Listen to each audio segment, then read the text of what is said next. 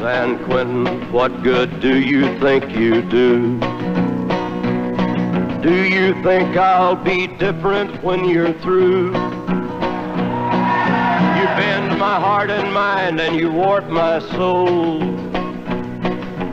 Your stone walls turn my blood a little cold. San Quentin, may you rot and burn in hell.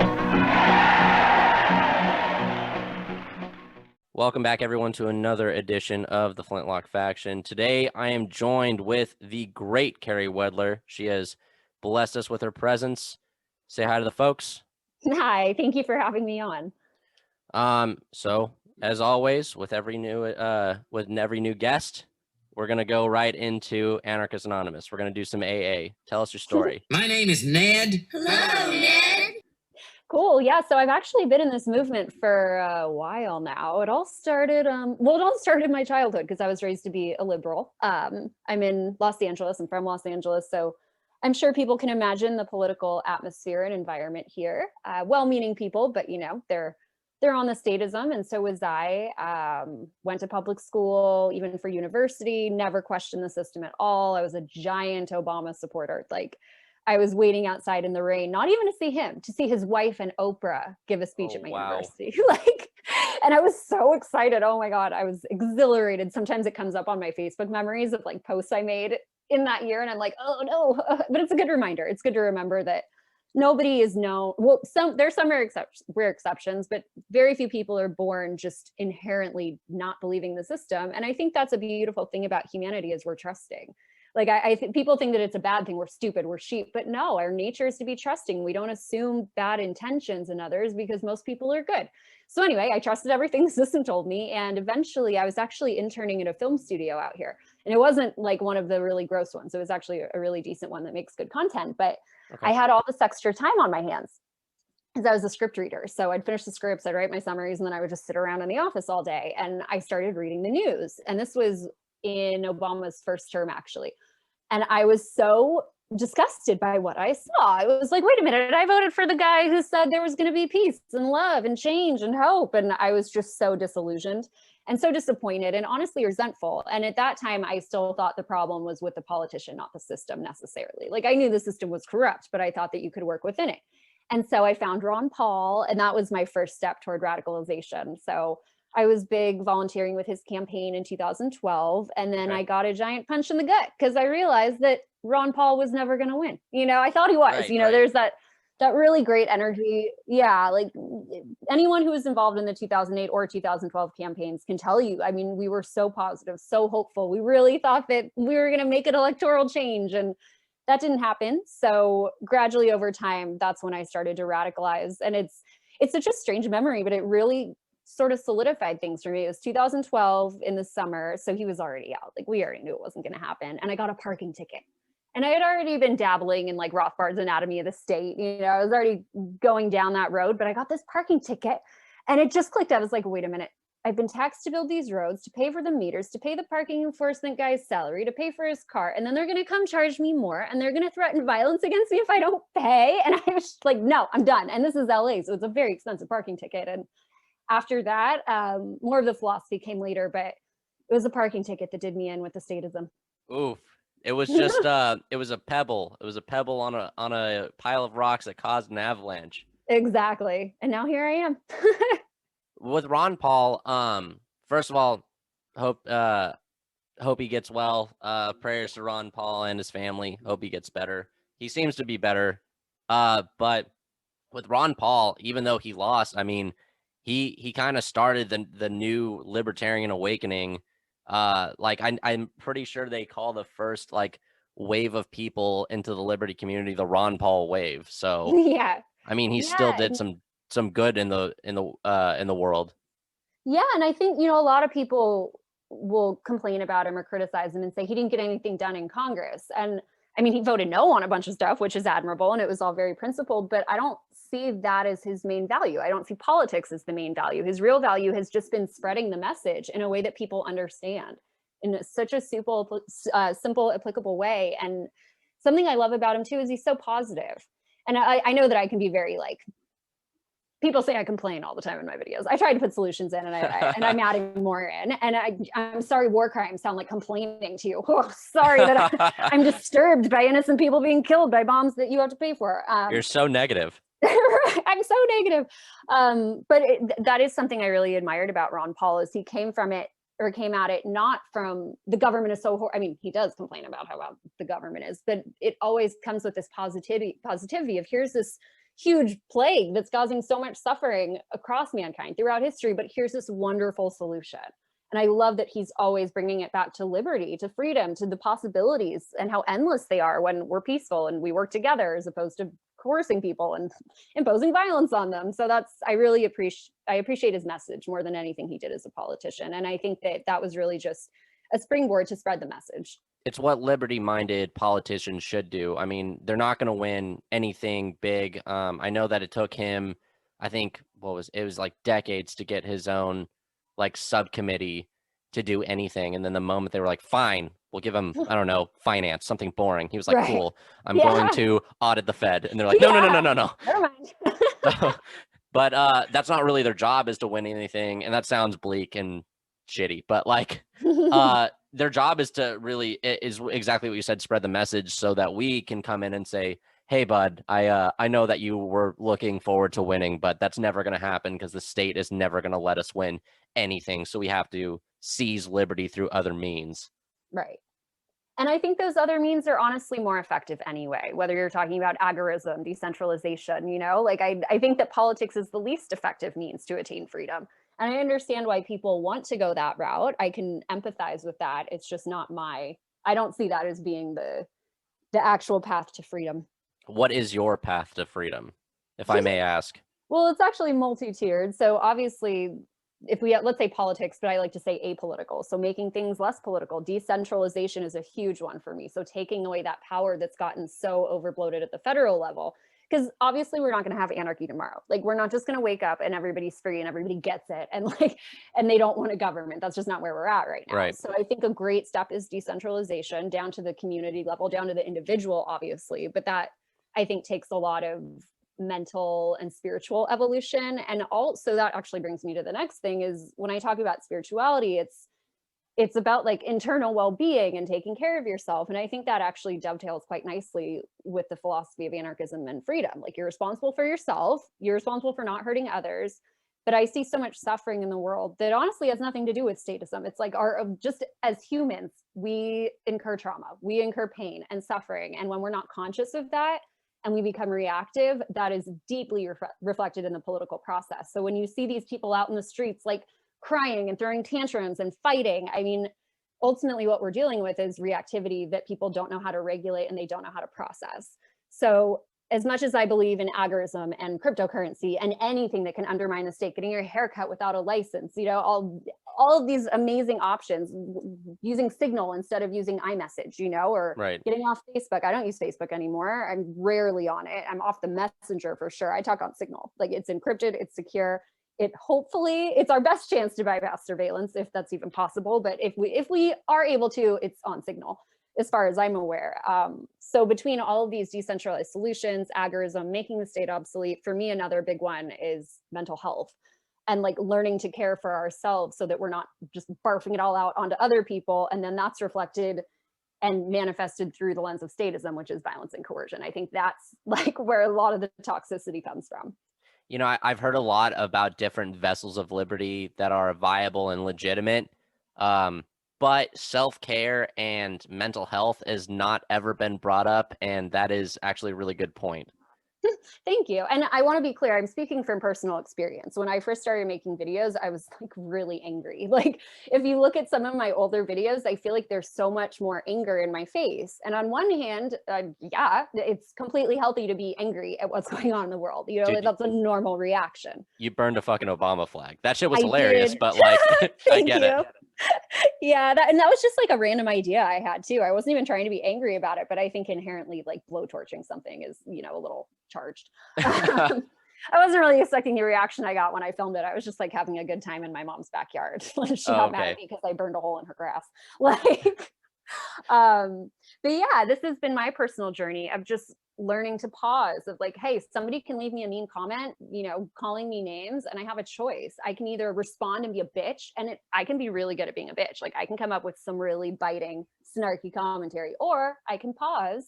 I can look at the comment I'm writing out and be like, that's not necessary. That has a sassy tone. Like, if the goal is to communicate peace and freedom, I kind of need to be peaceful and free myself. And what I find a lot in our community and humanity at large, this is not specific to anarchists or libertarians or anything. It's just also, it happens here because we're also human. We tend to confuse our political anger with deeper emotions that are going on within us. So a lot of my journey the last few years has just been pausing, feeling, and trying to be more compassionate toward myself so that I can apply that to others. Like, I can complain and call voters stupid and make fun of them. And I'm probably going to make a video that's like satirical about that. But at the end of the day, I also really try to take steps to be compassionate towards people. Like, why would they feel like they have to vote for a lesser evil? Oh, wait, it's because they've been programmed their entire lives. They're victims too, like Right. And again, I don't think anger is inherently a bad emotion. Like, it's not wrong to be angry. It's not wrong to have reactive feelings. I think it's just no one in our society is taught how to process these things. And so we're all just like casting it out into the ether or the abyss, and we're all projecting onto each other. And then because we feel so strongly and we're so attached to these emotions, then we're voting based on them, and then real harm is done. Well, I was so I haven't had cable in a while because cable's garbage, but I'm staying in a hotel because I'm out of town on work, and it's the first time I've had cable in a long time, so I turn on Comedy Central, and they have a commercial that says vote for your life. Vote like your life depends on it, because it does. It is, oh my gosh. That vote for your life. You're going to die if you don't vote for the right person. That's a lot of pressure. And that just reminds me that there's a multi-billion-dollar propaganda machine that duped me for many years. In fact, I mean, like I told you before we started recording, I not only believed in the state, I served to protect the state at all costs in a law enforcement capacity until I was radicalized. And it was, it was a violent knee-jerk radicalization moment like you, where it just clicked and I said, oh my God, what have I been doing my whole life? But the propaganda, I can never blame anyone ever again for serving the state or for wanting to protect it at any cost, because I mean, I've been there and I understand it from that mindset. I can never blame them ever again for that. And it feels really good to be right and be like, you're stupid and I know what things are really like, that feels very gratifying. I like that. I like being right, but like at some point I also want to be at peace. And sometimes you can be right and be at peace. But I love what you mentioned about the propaganda machine and like voting as if your life depends on it, because just to bring it back to what we were talking about with feelings and emotions, I mean, that's like a giant fear propaganda machine. And so much of the statism we see is based on fear. People are afraid, and understandably so. And I just want to share a little excerpt from a podcast I listen to. I'm a hippie. I'm from LA. I'm in California, and there's this wonderful meditation teacher, and she has a bunch of podcasts, and I listen to them. And I was listening to one about forgiveness and anger, and she used an example of herself of during the Iraq invasion in 2003. She was really angry, and she's like this peaceful, kind old lady meditation teacher, but she was like, I couldn't take it. I was reading the news every day. I was so mad. But underneath that anger was fear. So when I'm talking about these reactive emotions of like anger and hate and bitterness and all these things that get projected into statism, they're really just, they're easier to feel than fear. Fear is more vulnerable than anger. So when I look at all these people who are angry and they're yelling at each other, they're yelling at me, I'm yelling at people, like we're all operating from a place of fear. And what this woman, her name's Tara Brach, was saying was, yeah, I was angry, but I was scared that innocent people were going to die. I was scared that this government was out of control. And then came the anger. So we're talking about anger and everything and reactivity, but just to bring it back to that propaganda machine, I mean, fear is a really powerful drug. It's extremely potent, and it can get people to submit quite easily and to want others to submit too. So I love that you mentioned that, the propaganda. I just wanted to come back to that because I think that's such a giant factor in why people believe and behave the way they do. I mean, fear makes a lot of fucking money for the corporate press. So exactly. It's a lot of fucking money that they're making off of this. And 2020 has been a gold mine for them. Yep.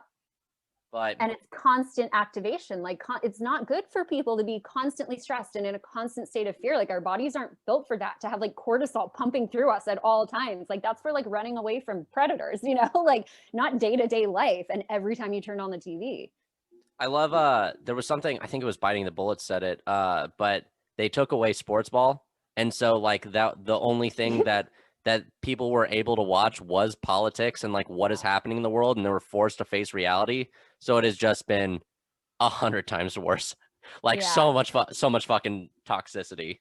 Is Yeah, that's a word? Is that the word? yeah, completely. And it's all filtered through these partisan narratives. So like they think they're getting the news, yes, but it's all manipulated to act like specifically to activate them. Like I'm not saying that there's like somebody at CNN whose job it is to like push buttons and find ways to manipulate people's emotions, but that's kind of the effect. And all they get is just like reinforcement of what they believe and fear of the other. And I feel like that is such a huge factor in the problem of the problem of statism at large, is that fear of others.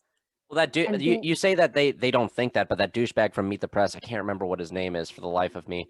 But Chris Matthews. It might have been Chris. I don't know if it was Chris Matthews. Chris sounds correct, but Brian Williams, because he had a line along, like he said something along those lines. It wasn't Brian Williams, but one of them did say that it was their job to teach, like to tell people what to think, and and it was wrong that the president was saying that they're fake news because it's their job to tell people what to think. And I don't know if that was a slip of the tongue or if that was, or what, but it kind of just reveals what their end game is.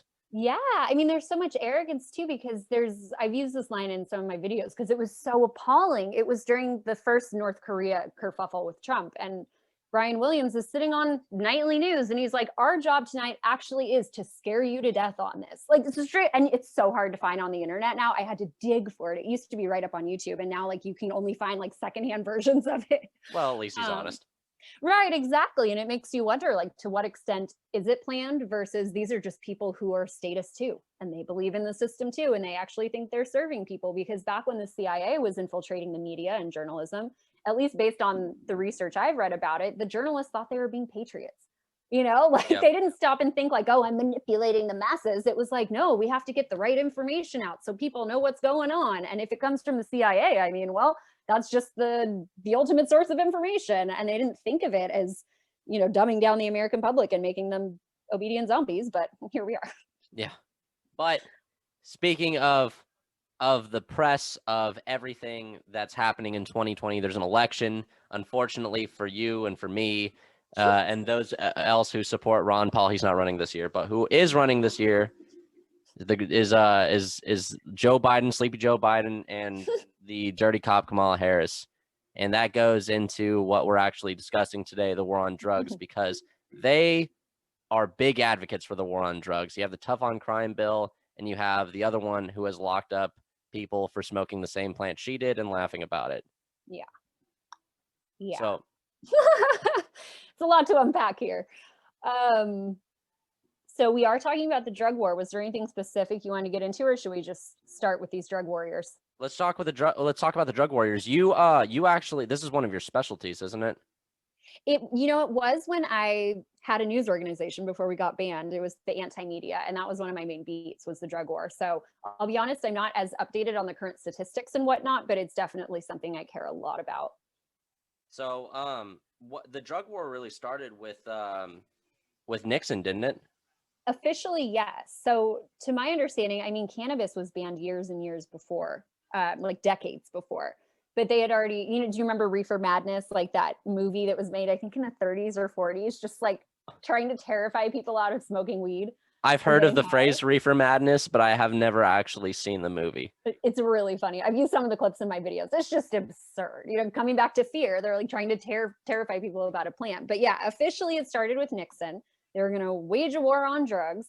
And here we are, 50 years later. And one of my favorite things to do would be to look at the DOJ website, because every single day they had new press releases about catching drug dealers. And it's like, wait a minute, you guys have been doing this for how long? And you're still just catching like a few little crumbs of dealers, and you're like patting yourselves on the back for it. I mean, at what point do you think you're going to actually stop the flow of drugs? I mean, it's clear that it's not happening.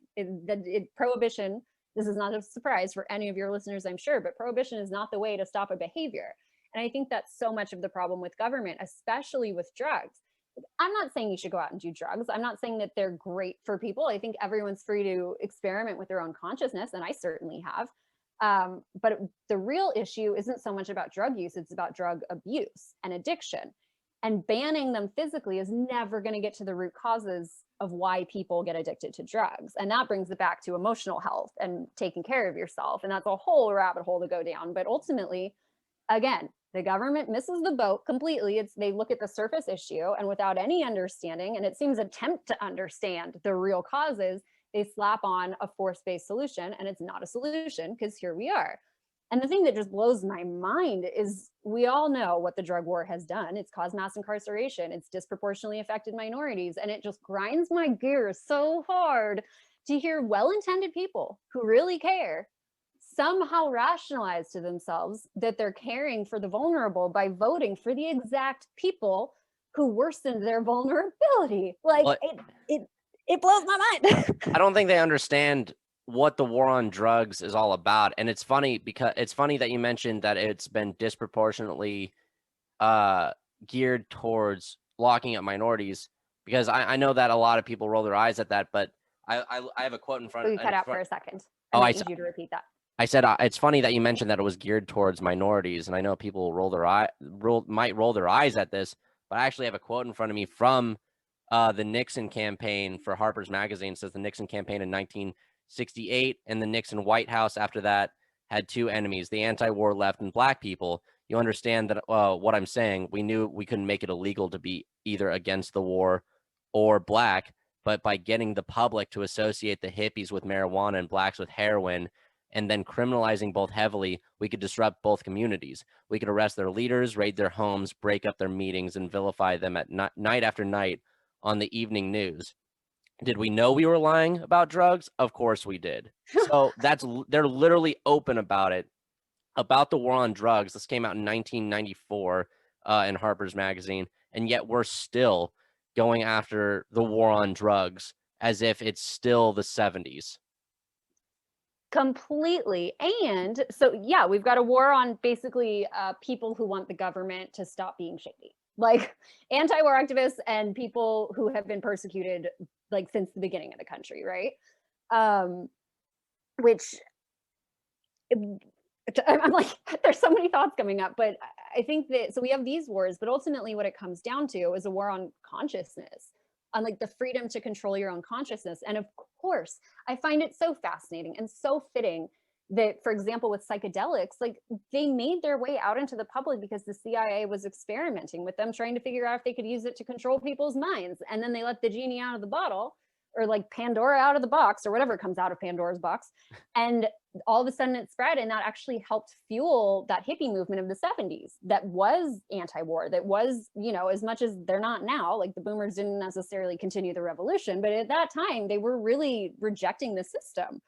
And I think what you said, that people don't understand the war on drugs, not only the ramifications, but I think the implication, which is that you don't own yourself, literally. You don't get to choose what you put in your body. You don't get to experiment with your own consciousness. And that, of course, is never a mainstream conversation that I've seen. Like, we're still at a point where people are just like, we're just getting to the point where weed is okay. You know, there are a lot of other substances that people wouldn't dare dream about. Even people who were like, oh yeah, we should decriminalize cannabis. Yeah, right. They wouldn't be down to decriminalize other things. And it's this notion that literally you don't own yourself, because if you don't have that right to decide, well, then who does? Well, the government, because they're deciding for you. Don't you know that it's only okay if the government gives you drugs? It's funny that you mentioned that weed is now being seen upon in a different light. They just made it, I think they just, they either decriminalized it or made it recreational in New Hampshire. It was Bernie Sanders' state, but he was talking about how it's such a great win, and it's every state that it's in is heavily taxed. So it's only okay if the government says it's okay. Yeah. And it's only okay if the government gets its share, because the mafia can never not get its share. Right. And I just find that so appalling. It's like, hold on, you guys have been throwing people in cages for how long? And now you're going to charge people for consuming the substance you were imprisoning them for? Like, you just ruined people's lives for decades. And now you want a cut of it because you decide to stop being as tyrannical about it. Like, it's just like, of course, it's so typical of government, freaking parasites. Well, You're funny. I mean, they're the biggest drug dealers in the world. Look at Iran-Contra. I Yeah. mean, all the conservatives all glorify Ronald Reagan whenever he was Right. one of the biggest drug dealers in the fucking world, flooding the inner cities with crack cocaine, and in the name of destroying communism. Right, exactly. And it's just people will defend that. Well, they'll defend the drug war, and being a drug warrior because, we often talk about like victimless crimes, right? So like people shouldn't be caged if there's no victim, but then drug warriors will say, but there are victims, like victims within communities and the person who dies of the drug overdose. And like, well, okay, but again, what's causing this? And I find so interesting, I'm just thinking of it now, is like, no wonder the government and the DEA can't delve deeper into why people do drugs, because what's the saying? It's like, everything's a nail when all you have is a hammer. Is that the saying? Yeah. Yeah, like if all they know how to do is violently enforce rules, they're not going to be able to pause and be like, wait, maybe this person's really suffering. I mean, I'm really fascinated by addiction, and I've smoked a lot of weed in my life, so like I like to check in with myself and be like, why are we doing this, Carey? And a lot of what I've learned is that addiction and like the need to, it's basically a need to escape, and it's this feeling that the present moment doesn't have everything you need, that maybe the next moment, maybe if you do this drug, maybe that'll have what you need, maybe it'll contain what this moment doesn't. And it's this like deep longing, and it's usually rooted in childhood stuff, or genetics, but these aren't things that the government ever considers. I mean, I'm sure that there are more progressive people within government who would like to increase social programs and whatnot and reduce the punitive measures, but ultimately it's very difficult to have empathy when government itself is like the antithesis of empathy. Like it's really hard to empathize when you think you have a right to rule over someone. But Carey, they're just dirty drug users. I mean, gross. Oh, They're that's true. breaking the Degenerate. law. And everyone knows that legality is morality. Of course, if you don't like the law, you just have to vote harder. And Right. here we are. Everybody's going to vote harder and nothing's going to change. Don't mind me while I go pop my Xanax and drink heavily. Well, right, exactly. And that's so much that, say they ban Xanax tomorrow, would like all of these I don't want to, stereotype, but all these suburban housewives, like, would they just stop doing Xanax because the government said they had to? That's actually a good question. No, they probably still keep doing it. Yeah. This is the scummiest show on the internet. We're calling out Karen right now, and they'd be burning down their fucking local Walmarts and shit.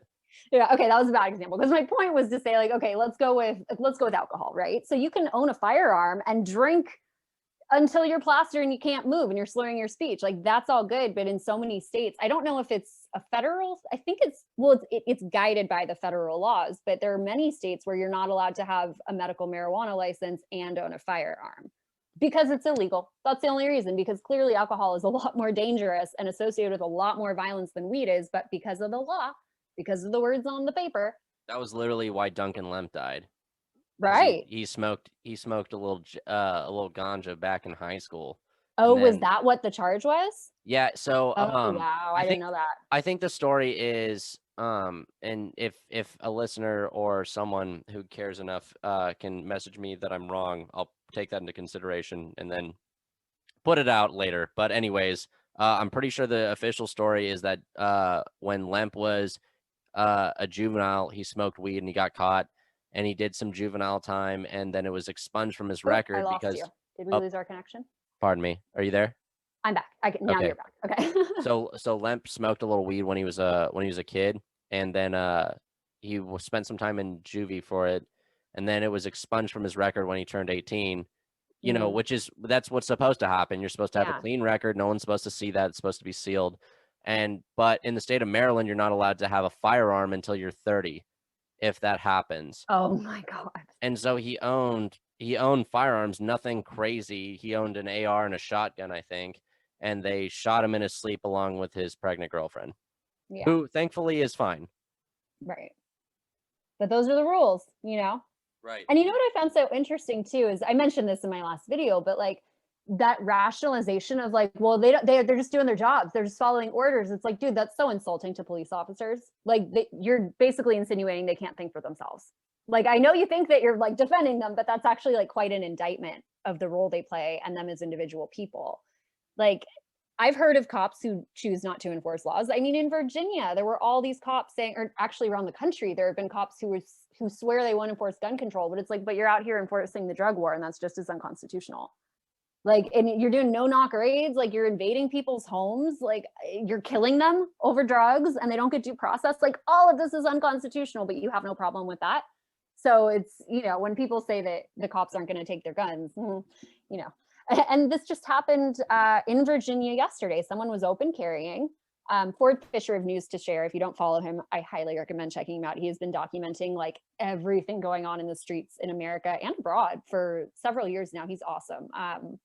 But he recorded it. There was a guy open carrying. It was like a libertarian rally, and sure enough, got arrested because that's the law now.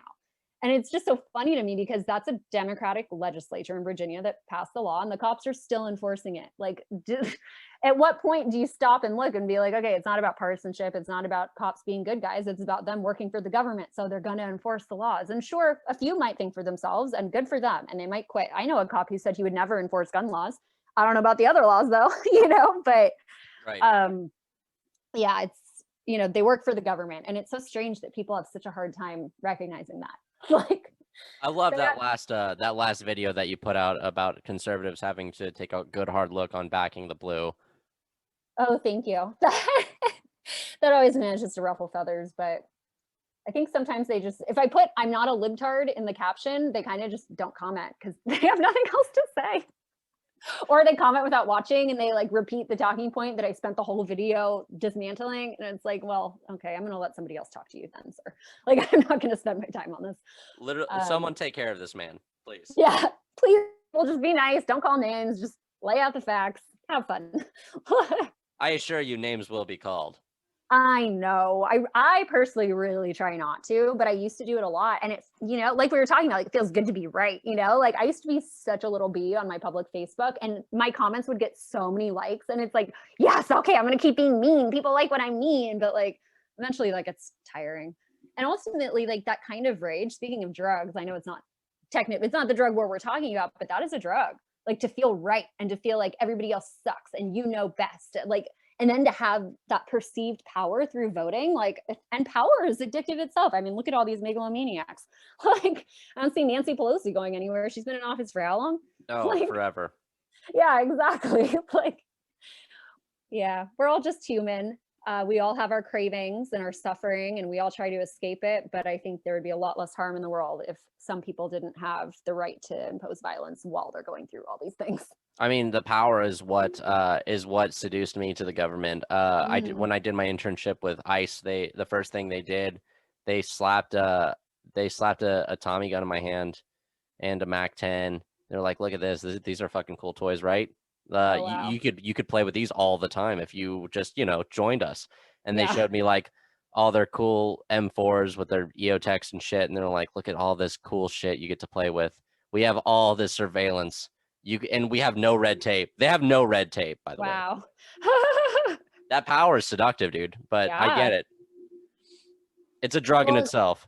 Yeah, and it's this feeling of like, not only do I get to do violence, but I'm going to be right when I do it. Like, it's that, like, it's justified violence. It's a righteous cause. I'm gonna kill all these dirty ass drug users.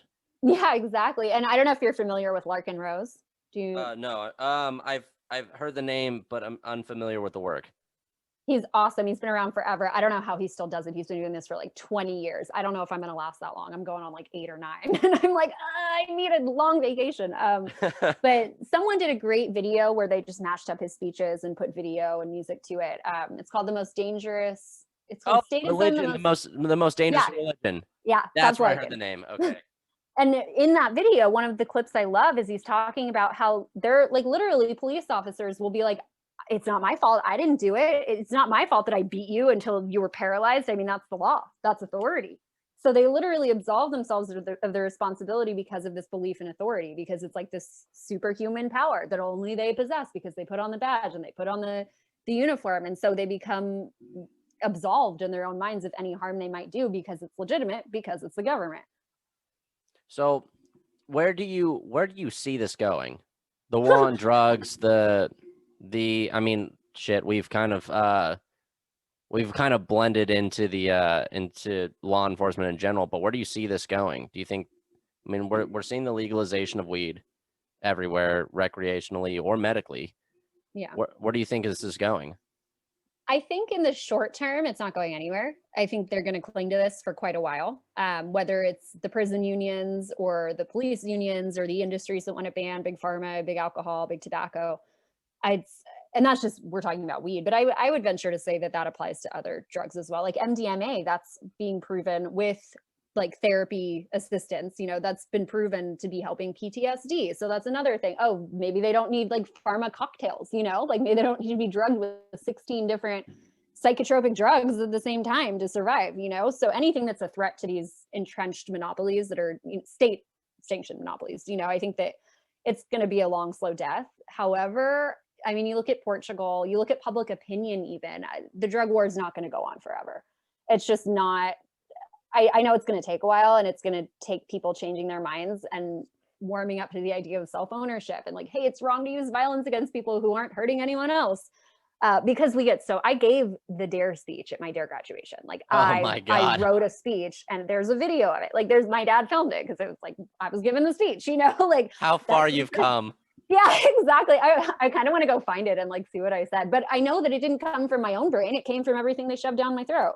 So I think so much of it is deprogramming people's beliefs about drugs, yes, but also it's not even about drugs. Again, it's coming back to like, you have the right to experiment with your own consciousness. You own yourself. And until we expand that message a little more, it's going to take some time. I think we're doing a great job, but until more people get that message, I don't think anything's going to change. But I do think that over time, I mean, whether it's because the state collapses on its own from all the debt and quantitative easing and just like everything, there's no time to go into everything, but like whether the drug war ends because the system at large collapses or whether people's consciousness and people's perspective on it changes, it's not going to last forever. I might be like an old lady by the time it's over, but I do think it's going to end. I mean, you mentioned big pharma and the different lobbying agencies. You want to someone like people often talk about the military industrial complex, but and as my listeners are probably tired of hearing of, but the prison industrial complex is definitely a huge lobbying group on keeping drugs right where they are in the legal system. Yep. I mean, the amount of free labor that it gets, bringing this back to Kamala Harris, the amount of free labor that they get from drug dealers, from drug users, it's astonishing. I know that the most at least in my state, the highest paying position that you can get in prison is work release, where you can you get in an honor wing, and you get privileges that the other inmates don't, and you get to work outside the wire on the freeway, picking up trash or working in different areas, like making the community better, and you get the whopping paycheck of $7.25 a day. Oh, wow. So yes. That is the highest paying position in the state that I'm from in prison. That's a lot of cheap fucking labor. And so keeping drugs right where they are in the legal system is definitely good for them, and they'll fight tooth and nail to keep it that way. Yeah, completely. And I actually have a question for you, because talking about prisons, I mean, and like, what's the motivation here? From what I understand, prison or drugs are like very bountiful in prison. Like it's not that hard to get drugs into a prison, right? Oh no, it's not. You got dirty COs, and work release often like brings drugs in. But you also have dirty COs and right, just throwing shit over the fence. Yeah. In general. And you find cops who are dealing drugs all the time too. Like, so it's just so silly to think. I mean, it's such a facade. I mean, and this is not my original idea. I've seen it in memes forever. But like, if the most secure unit, a prison, that's like completely shut down, nobody has freedom, if they can still get drugs, like what do you think you're doing out in the world, guys? Like, at what point, like, when do you win? And that's the thing about these wars. Like, when do they ever end? When's the war on terror going to end? Like, right. I think we just hit the 19th anniversary of Afghanistan, and the war on drugs has been going on since it's like mid 70s. So we're about 45, 50 years in. Yeah. And isn't it strange that there's still a problem with drug addiction and they still haven't stopped all the traffickers? Like, I feel like at this point you have to reassess. Like you got to start doing things differently. And you look at Portugal and they've had great success with decriminalization. And it's not, they don't live in an anarchist utopia, but at least they stopped criminalizing people for basically like having mental health problems and trying to self-medicate, because that's what it is. Right. When someone's using drugs in an abusive way, it's self-medication. They just can't cope with where they're at and they need to numb themselves. Like I can identify with that. I know that I got high a lot of times with that. It wasn't conscious, but like that's what I was doing. So I empathize with that. And again, that can't be solved with legislation and men with guns. Like you can throw people in cages all you want. That's not going to change the suffering that leads to drug use. I mean, on the flip side, I love and I know I'm simping for this show right now on my own show, but Biting the Bullet. They have this they have this great quote called they have this great quote, "Tweaker's gonna tweak," and I always go I still have cop friends, I still have correctional officer friends, and when they talk about the war these dirty drug users, I often bring them that quote and I say, whose life is more important? It's not a trick question. Is it yours or theirs? And they're like, well, I mean, if I have to choose, it's got to be me. Like my life's more important. Okay, cool. So then, why are you risking your life to stop that person from voluntarily putting a chemical in their body and then not bothering anyone over it? Like, whatever, dude. It's because the law. Hello, the law said legality is no morality. Choice. Yeah. And I think that drives so many of the problems we see. And it's well-meaning people. Like if you watch that Larkin video, like these are usually just good people who were taught that obedience is a virtue, and that's not the case. And so you have these good people thinking they're doing good things, whether that's going and fighting overseas or advocating a wall or, taking people's guns. They all think that they're being good. Like very few people are like, I want to be bad and I want to oppress people. Like, no, they're coming at it again from fear and good intentions. It's just that they've been taught to believe that like the most evil institution in the world is the best way to implement their good intentions. So here we are. And potential voters out there, if for some reason you still think that voting is good, we've harped on Biden, we've harped on Harris many times before, especially this episode. But just a reminder that Trump was going to expand the war on drugs during the COVID epidemic. Yeah, I watched that press conference with Barr, who is just an authoritarian. Like when people say that Trump's the most libertarian president ever, sure, there are like instances. Yeah, same. Like there are also instances like Obama did like a few libertarian things, not a ton. Trump's probably done more than that. But I mean, come on, he's appointing like a hardline drug warrior. He has Mike Pompeo as his department. He literally brought in the guy from the CIA to be Department of State and then acts like he's like fighting the deep state. I don't know. I've given up trying to make sense of any of it because it doesn't make sense. And not having anti-media, I'm not like in the news every day, which I actually kind of prefer. It's been a nice break since losing it because I would just spend my days just like reading all the horrible things going on in the world, like every development. So it's kind of nice to have some space from it. But I know enough to know that Bob Barr is a drug warrior and they have no intention of actually ending the drug war. But I will give Trump credit for signing the criminal justice reform. That's cool. Now I get why you didn't watch the debate. And kudos to Kim Kardashian. Thank you, lady. Like I appreciate it. Credit where it's due. But as far as like broad systemic change, it's not going to happen. Right. Don't break Kanye's heart, please. Gem. I doubt she listens. But speaking of, okay, is there anything else you'd like to speak on the war on drugs? I think I got out what I need to say, which is really just talking about the underlying issues, which cannot be solved by government. The concept of owning your own consciousness and yourself, the ineffectiveness of the war on drugs and the failure. Is there anything else? Well, speaking of the prison industrial complex, and we're going to keep the same theme of drugs, I'm going to go right into my prison corruption story. Cool. So, while I was in prison, while I was working in prison, I should say, we had this caseworker. I don't like to say names on the show just in case someone listens because whatever, maybe they will. We'll call her caseworker CH. So CH, no one liked CH. CH would pick and choose favorite inmates. And some of them were drug dealers, some of them were drug users, but she would target other drug dealers and drug users in her housing unit, and she would pick on them and play favorites And so, every now and again, we used a 10 code system. 10-5 means there's an emergency, something is about to happen or is currently happening where someone is an immediate threat or danger. And so probably about once every 3 months, we'd get a 10-5 from caseworker or case manager to CH. And we'd rush to the office, and she would be yelling at this person, at this inmate, screaming at him, saying like, see, when I call, they come. And she would strong arm these inmates who have no power, or little to none, I should say, in prison. And this caseworker has all the power over their life, whether or not they spend more time, what their punishment will be if they fuck up in prison. And she would be just lording over them, berating them publicly in front of other inmates, which in some camps is a death sentence, or you could be strong-armed by their inmates if you get berated without retaliation. And so she would just say, like, when I call, they come, like, they could lock you up right now. They could fuck you up, like, blah, blah, blah, blah, blah.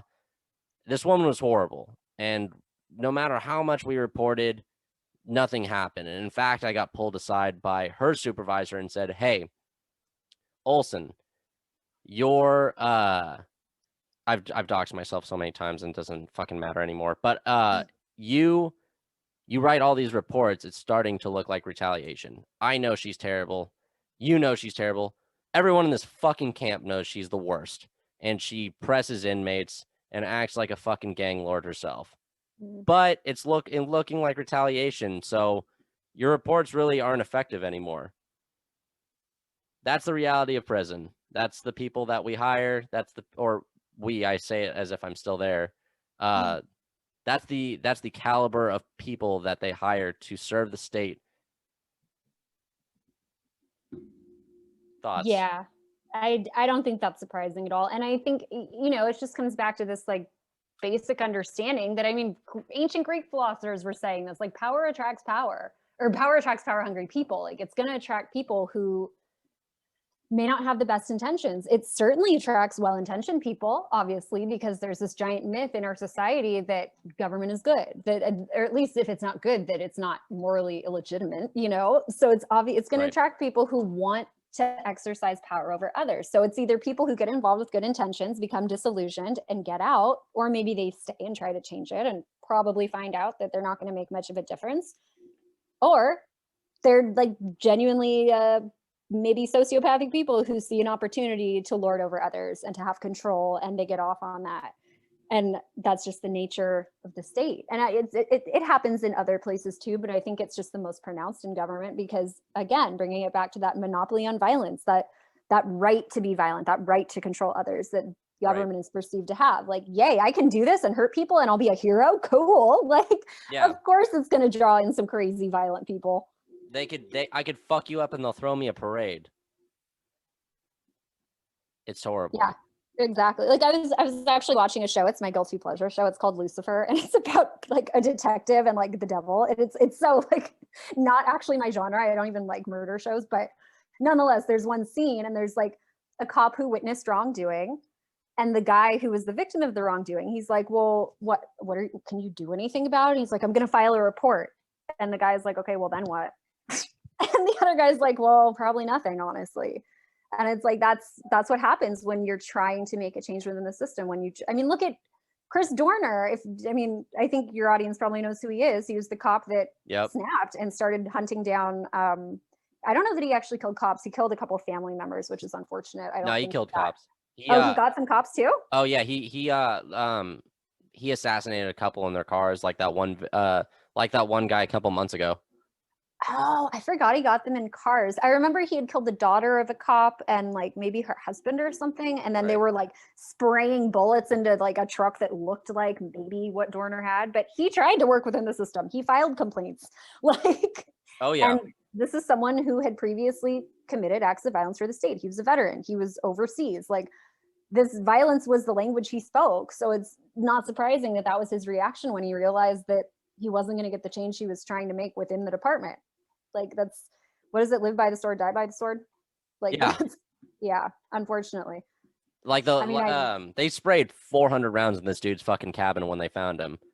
Oh, it was insane. I was here when they were like searching for him, and they had really? There were helicopters everywhere. Like I couldn't even go into a Lowe's because somebody thought they saw him at a Lowe's. Like I was trying to go in and the cops wouldn't let me go. Like, Jesus. Yeah, they were, kill one of their own, and that's the strongest reaction you're going to get from the cops. The mafia always gets their payment back. Exactly. As the great Dave Chappelle said, they Swiss cheese that motherfucker. They truly did. They did, yeah. But it does suck that your punishment as a victim of the war on drugs does not stop at, I am now isolated from society. I am now separated from my family, and I have to live here for how many years. You also have to deal with fucking lunatics on the other side of the badge that will fuck your life up because you said an offhand comment to them. That's all it really took. Yeah, it's a power trip when it comes down to it. When you see people in positions of power acting that way, like, I mean, this is a broad generalization, but I'm confident in saying it. That's like a little ego tantrum they're having. When they can't handle that somebody won't listen or they won't obey, like that's when they get the most triggered. It's like, how dare you question my superiority? And I'm not saying that's true for every cop, but that seems to be a very common mentality. Like when you see these cops on YouTube having temper tantrums, it's because the person didn't do what they said. I don't know if you saw that video of a driver who ended up shooting a cop. It came out like a few weeks ago. Was that the one where he shot him in their car? No, he was, it was a traffic stop and he wasn't getting out of the car and they tasered him. And then they kept yelling at him, like, get out of the car after he's been tasered. And eventually, like, the dude snapped and he shot one of the cops. From what I understand, one of your listeners may know more and can correct me. I'm totally open to being wrong, but I watched the video, and especially before the guy shoots, like, you can just hear the cops getting so angry. Why? Because the guy won't get out of his car. He's not listening. Never mind that, like, it could possibly be because they just tasered him and his whole body's in shock. Like, you can hear, like, the levels of anger rising because it's like, oh my God, he's not obeying. He's not doing as I command. And again, when you think you have the right to do that, of course you're going to be pissed when somebody doesn't obey and they don't acknowledge it, because that's like a big blow to your self-image, really. Like if you pride yourself on having control and being special because you're a cop or you're in a position of power, then anyone who questions that, it's like, neutralize this threat because that might affect my view of myself. Have you been tased before? No, I haven't. I assure you it takes a fucking minute to recover. What was that? I assure you it takes a fucking minute to recover, to gather yourself. It fucking hurts. Exactly. So like when they're throwing flash grenades into people's homes, then they're like, he didn't put his hands up. Well, maybe he couldn't hear you. Like, yeah, fuck that baby. Maybe, yeah, like, and that seems like such basic. If I know this just from watching a couple of YouTube videos, you would hope that law enforcement knows this, you know, but. It's funny you mentioned their ego. I actually had this conversation with a CO on the yard once. I was really pissed because we had this sergeant who just had it out for me because I don't stand for toxic leadership, and we had it out in the hallway. It spilled out from a conversation in his office. Anyways, I went out into the yard and I was talking to the CO and I was like, just because this guy was fucking bullied in high school and has some like a shred of power and like $1 raise over me, he thinks that he can fucking like be a piece of shit. And she was like, ooh, I was bullied in high school, and that's kind of why I went into law enforcement. And I went, oh goddamn. Oh well, that just fucking proves my point. My bad, dude.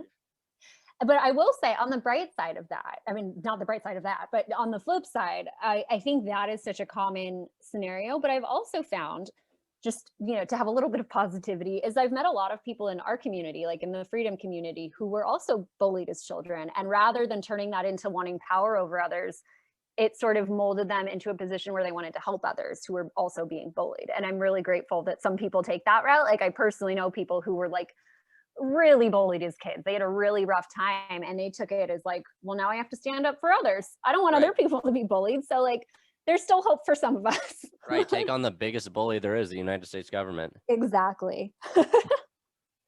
But that's my prison story. This is my story. This is my truth. Is there anything else you'd like to say to the folks before we do plugs? Just take care of yourself. Honestly, I mean, yes, you know, engage in counter economics and hold people accountable and spread the message, but also don't forget to take care of yourself, because this, even just like having the views we have can honestly be really taxing. Haha, pun intended. Because I mean, it's stressful, it's hard, it's difficult to see so much suffering and see people like cheering it on. So just whether that's going for a walk or exercising or going to therapy or meditating or doing yoga, whatever brings you peace, just, I'm not going to tell you to do it because you're free and you can do what you want, but I suggest that these things have helped me. Right. New viable form of, or new viable vessel of liberty, self-care. Yes. Can't fight the government if you're a neckbeard fatty in your basement. Sorry to be insensitive, I guess. But anyways, we can no longer find you on Anti-Media, but we can find you on Instagram. Where else can we find you? I'm on Facebook. I'm on Instagram. I try to keep up with Minds and an awesome app called Float, Flote. Those are members of our community who started it. They're deep in the crypto space, and it's really it's no censorship, no crazy algorithms. It is, it's a bunch of people who share our values, but that is very valuable, and they're growing it. So I'm on there. I think that's it. I'm banned from Twitter. Anti-Media is banned from Facebook and Twitter. So yeah, Instagram and Facebook are my normie platforms. And then there's also another blockchain-based one called Hive. I think I'm on there. If I am, someone else is publishing my videos, but I am on there. So there's all sorts of fun options. Did I say Minds, Float? I can't keep track, which is awesome, but also I just can't keep track. That's awesome that you mentioned Float. Literally, almost every guest I have on says they wish that there was another platform where we stopped being, hunted by Zuck. Float, Flote, correct? Yeah, they organized the Anarcho Vegas conference last year, which was really fun too. It was the first annual. So they're cool people. It's they're a couple, actually, they're a married couple, Aaron and Kingsley Edwards. So check them out. Spectacular. And also, as I'm saying it, I want to say this because I mentioned them. Kingsley's father is a victim of the drug war. He's been in prison for like decades over like a spoonful of cocaine in the 80s. So just to bring it back, if you check out one of their pages, they're on Facebook, they're on Instagram, Aaron Edwards or Kingsley Edwards, they post about it. They're trying to help him get out. He had some sort of like a parole hearing or some sort of like dropping the charges hearing. Since this whole thing is about the drug war, I mean, so many people are affected. I know so many people who are, and that's just one of them. They're trying to get him out now though and give him clemency. That's the word, clemency. So if you check out Float, check them out too. And I don't know if there's a new petition, if there's anything you can do. Maybe they might have a campaign to contact the authorities where he is. But just to bring that back, it's right here at home, like in our community, there are people who are dealing with this to this day. And there's so many cases like this, whether you're in the freedom movement or not, people are suffering. And just to hammer it home, and the drug war. And the drug war. And of course, I am Jay Flintlock, Flintlocks for Freedom, or the Flintlock faction. Thank you for listening, for continuing to listen. There are many options, and you, for some reason, chose this one. Good night, folks. We the animals take control. Hear us now, clear and show. Wretches and kings we